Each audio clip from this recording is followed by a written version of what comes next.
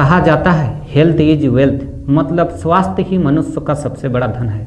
लेकिन रामगढ़ जिले के हिस्सागढ़ा तथा आसपास के इलाकों में स्वास्थ्य से जुड़े मामले सामने आए हैं और वो भी मासूम बच्चों के साथ। इस कोयले वाले क्षेत्र में रहने वाले बच्चे गंभीर बीमारी से जूझ रहे हैं। जी तोड़ मेहनत कर पेट की आग बुझाने वाले इन परिवारों के पास इनके इलाज के लिए पैसे तक नहीं हैं। इस स्पेशल रिपोर्ट में देखिए। ये है सरस्वती देवी। सरस्वती देवी के 4 बच्चे हैं और इन्होंने जो हाल बयां किया उनकी ये बड़ी बेटी है। बोलते वक्त बेबस सरस्वती देवी की आंखें ऐसी लग रही थी जैसे किसी सुकून या राहत के इंतजार में पथरा सी गई हों। सरस्वती देवी रामगढ़ जिले के हिस्सागढ़ा लकड़ी गेट में रहती हैं और कमोबेश उनके 4 बच्चों के साथ ऐसी ही समस्या है। जो एक बच्चा सोचता है कि विकलांग है तो दिखाएंगे तो कहीं भी प्रवास होगा मेडिकल में, तो वही दोनों बच्चा के लेके जाते। एक बार गए थे आशा बिहारी, एक बार नहीं 2 बार गए थे आशा बिहारी। वहाँ कुछ नहीं दिया, वहाँ बोल रहा था कि ये रूम लेके रहो। तो 2 बार गए, 2 बार में खाली नशा में पूरा अथी लगा दिया था, जो सुई जैसा रहता है पूरा हल्का, वो वाला पूरा नशा में लगा दिया था बच्चों को। 2 बार गए थे, 2 बार वही तरीका दिया था।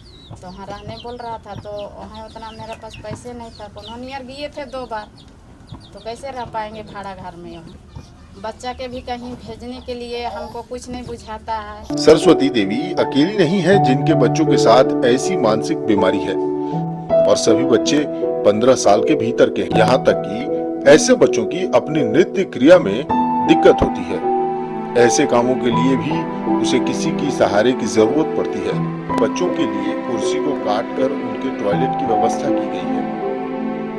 कई डॉक्टरों से इलाज कराने के बाद भी ये स्वस्थ नहीं हो पाए हैं और आज इन बच्चों के सामने मानसिक दिव्यांगता उनकी पढ़ाई और खेल कूद के रास्ते बाधक बनकर इनके सामने। 10 साल मेरा विकलांग हो गया है, मेरा दिमाग भी गड़बड़ है। रांची गए हम और आए, दवा भी किए, लेकिन कोई थी नहीं। वहाँ से फिर चल गए मैं नारायण सेवा संस्था में भी, वहाँ भी लेट कर दिया कि नहीं अब नहीं हो सकता है।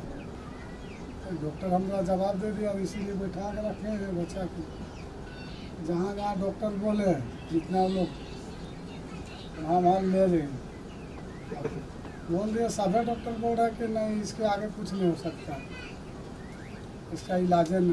दरअसल इन इलाकों में रहने वाले लोगों के सामने पीने के पानी की एक बड़ी समस्या है। जिस स्थान से सीसीएल ने कोयले निकाले हैं वहाँ एक बड़ा तालाब सा बन गया है। यहाँ के लोग इसी तालाब में जमे पानी का इस्तेमाल नहाने धोने के साथ साथ पीने के लिए भी किया करते हैं। इस केमिकल युक्त दूषित पानी का उपयोग में लाना भी इस बीमारी की एक वजह हो सकती है। कि पानी की हम लोग जांच कराएंगे, उसकी शुद्धता पता चलने की कि फ्लोराइड की मात्रा ज़्यादा रहेगा तो उसमें फ्लोरोसिस एक टाइप का बीमारी है जो कि बच्चों में पहले की दांत डिस्कलरेशन हो जाएगा, कलर उसका अलग वाइट जैसा दिख रहा है नॉर्मल, उसका कलर थोड़ा पीलापन आ जाएगी।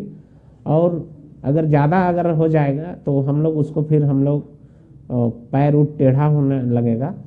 उस केस में हम लोग और उसकी कॉम्प्लिकेशन ढेर सारे आने लगता है। हम लोग एंटीनेटल चेकअप प्रॉपर करते हैं।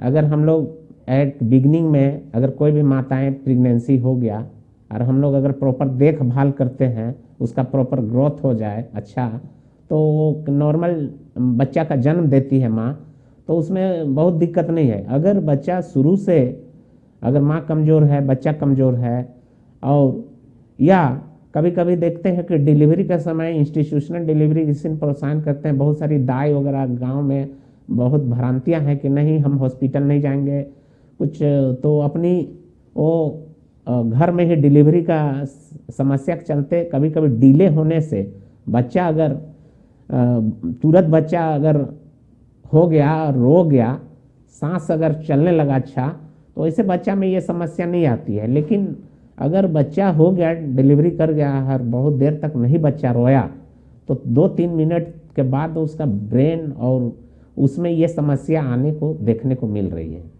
वो ज़िंदगी भर एक समस्या है माँ पापा के लिए। और समाज के लिए।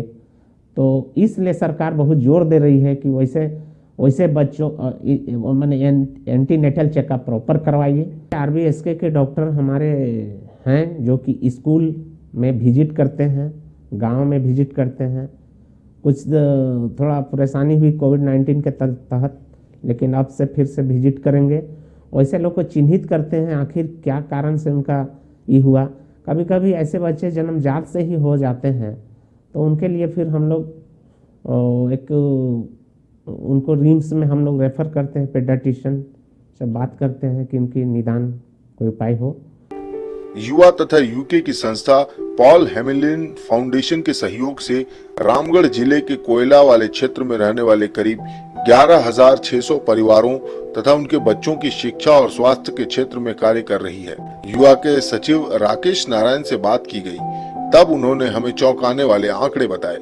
उन्होंने बताया कि उनके सर्वेक्षण के आधार पर कोयला वाले क्षेत्र में रहने वाले 11,600 परिवारों में से 103 परिवारों के 144 बच्चों के साथ ऐसी ही समस्या है, जो मानसिक रोग एवं मानसिक रूप से दिव्यांग हैं। ऐसे बच्चों को चिन्हित कर उन्होंने बताया कि युवा संस्था उन बच्चों के लिए कार्य करने की एक योजना भी बना रही है, जो कारगर साबित होगी। राकेश नारायण ने कहा कि अज्ञानता भी इसका कारण हो सकता है। युवा विगत 10 वर्षों से रामगढ़ के विभिन्न क्षेत्रों में बहुत सारे मुद्दों से को लेकर के कार्यरत है। जैसे शिक्षा का मुद्दा है, स्वास्थ्य का मुद्दा है, और स्वास्थ्य के मुद्दे में मुख्य रूप से अभी हम लोग जो मानसिक दिव्यांगता का मामला है और मानसिक रोगों का मामला है, इन दो चीज़ों पे अभी रामगढ़ ज़िले में बहुत सारे बच्चे ऐसे पाए जा रहे हैं जिसमें ये काफ़ी इन तरह के केसेस काफ़ी राइज में पाए गए हैं और इन तरह के केसेस में काफ़ी बढ़ोतरी भी हो रही है।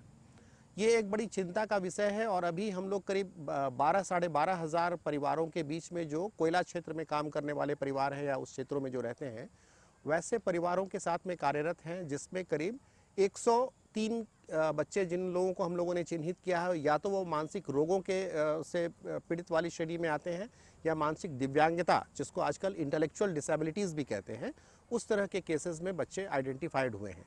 और ये बहुत गंभीर समस्या है, ताकि अभी अगर समय रहते अगर उस पर पहल नहीं होगी, अगर उस पर कोई हम लोग हस्तक्षेप या इंटरवेंशन नहीं कर सकेंगे, तो आने वाले समय में इस तरह के केसेस को फिर से वापस ला पाना सामान्य ज़िंदगी ताकि बच्चे व्यतीत कर सकें, इस तरह की संभावना से बहुत दूर हम चले जाएंगे। तो ये आवश्यकता है हम सब के लिए कि एक समेकित प्रयास करें।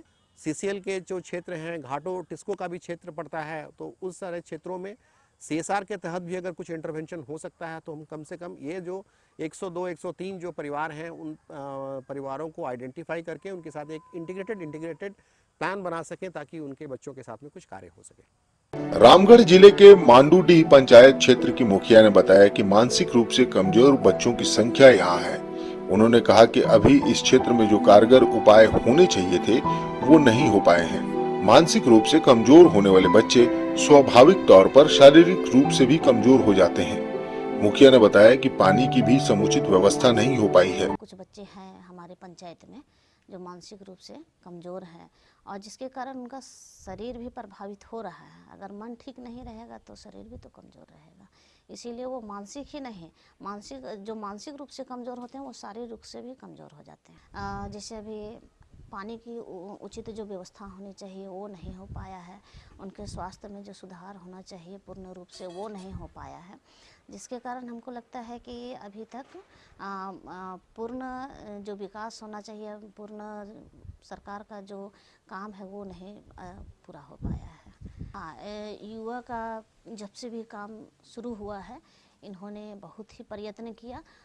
यहाँ तक कि कुछ बच्चे जो थे, है ना, जो मानसिक रूप से कमज़ोर थे या फिर शारीरिक रूप से कमज़ोर थे, उनको ले जाया गया चेकअप के लिए।